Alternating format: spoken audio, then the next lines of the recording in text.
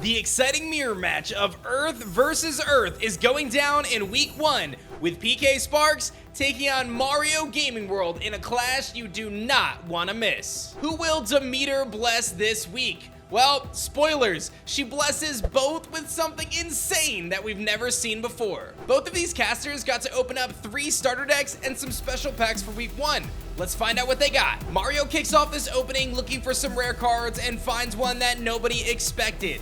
Stellar Centarbor, an incredibly rare Earth Elestral of which only 99 copies exist. Yo, we did!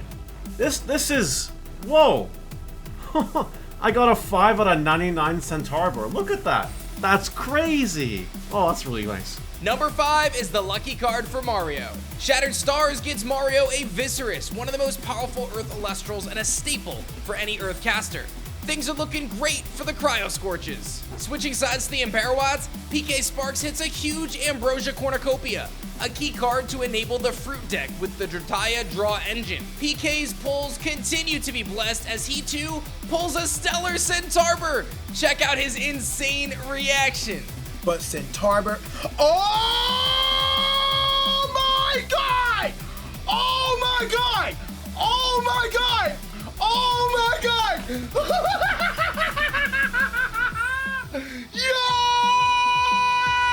Yo! I'm so happy. I'm so happy. His Shattered Stars packs bring the heat as well, with a Viserys to add to his card pool. With these incredible new cards in their arsenal, let's see what these two Earthcasters are bringing to their clash. Mario's deck is a hybrid of Earth and Fire, sporting 2 Eruptions to burn down his opponent. A key card to watch in this one will be Equalinks. Pairing it with Demeter allows an Earthcaster to destroy runes after a Nexus, clearing back row for the offensive onslaught. PKSparkxx is bringing something a little different, sporting a Thunder package to grab those key cards like Demeter from his Elestrals effect. I love seeing the Tornado tech as well as a way to bounce back opponents' runes. Earth vs. Earth, week 1, let's do this. PKSparkxx is going first in this one with a Nectar of the Gods, getting that big draw advantage right out the gates. Gonna be able to search out a handful of those combo cards that he's looking for and gonna go with the Moss Station right away. I love this new Earth Elestral. It gets +2 attack for every Earth Spirit on it, which gets it to 6 attack right out the gates. However, it does have one big drawback. When it attacks in the end phase, it needs to go to defense position, making it a little bit weaker. But here comes Tectorus, another powerful Earth Elestral that gets buffed with every single Earth Spirit on the field. And the Earthquake is going to shatter down and take out PK's Moss Station right away. That means Tectorus stands alone with 2 back row on Mario's side and a free opportunity to attack PKSparkxx Spirit deck directly. PK does have 1 back row, although unless the Shield of Achilles, you generally are going to leave it. He does go for the Shield of Achilles to bounce back that Tectorus and send it right back to Mario's hand and clear the field. A good play from PK. Generally speaking, when I have counter runes like Shield, I like to try to use them in a way to protect an Elestral rather than to protect an open field. But that makes sense because he's got the Equalinks now and the Demeter. The Goddess of the Harvest is here and she's going to load up with, it looks like, 2 Earth Spirits from PK. That's going to allow him to Nexus with Equalinks, put on some offensive pressure, and take out one of those face down runes.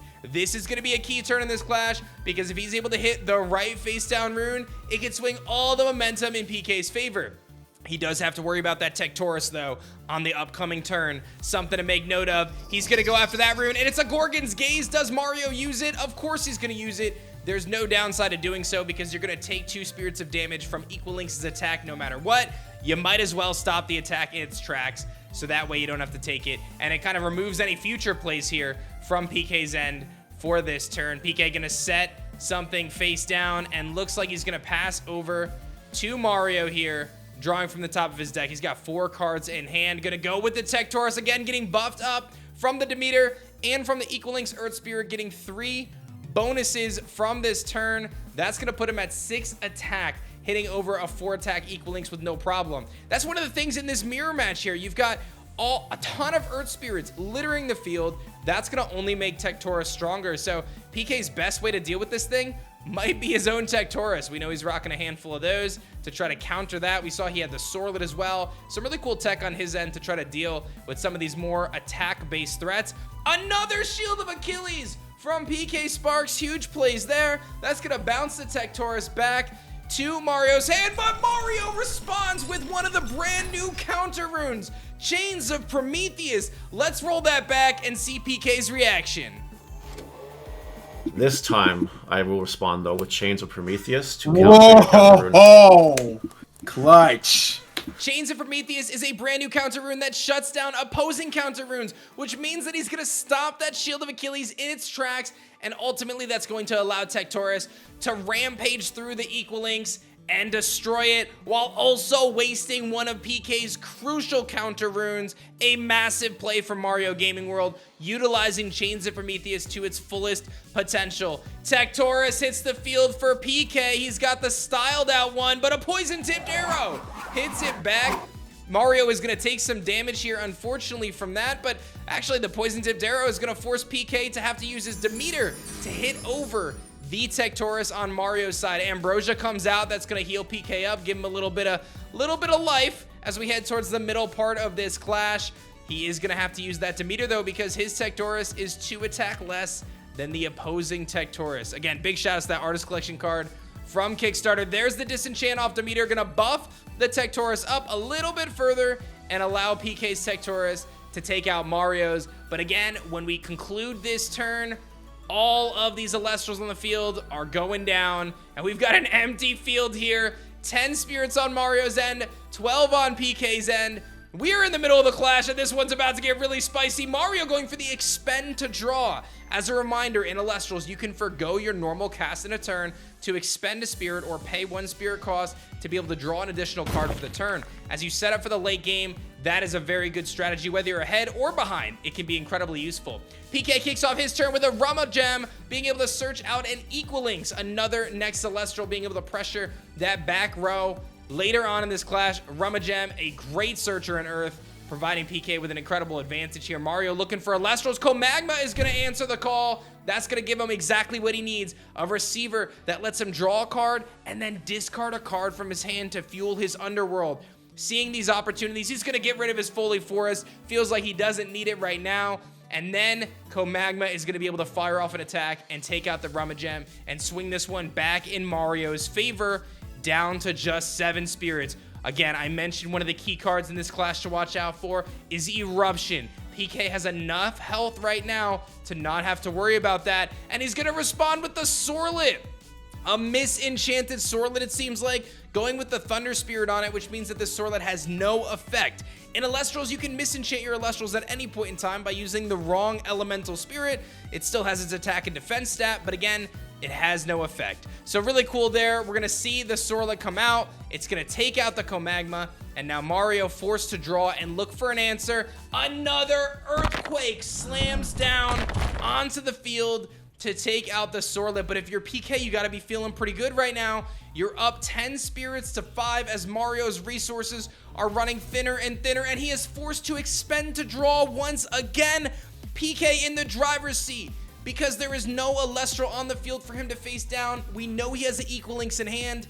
Here comes an Elechick that's going to give him the setup he's looking for to grab his Demeter from his deck and set up for the next turn. Demeter gives so much value at this point in the clash for PK because he's so ahead on spirits. That's going to allow him to start hitting runes next turn. That's going to allow his Elestrals to get +3 attack if he needs to hit over something. PK, again, in the driver's seat. Let's see what Mario's cooking with. He's going to take 1 spirit of damage from the Elechick attacking directly. Mario goes for the Paleoth.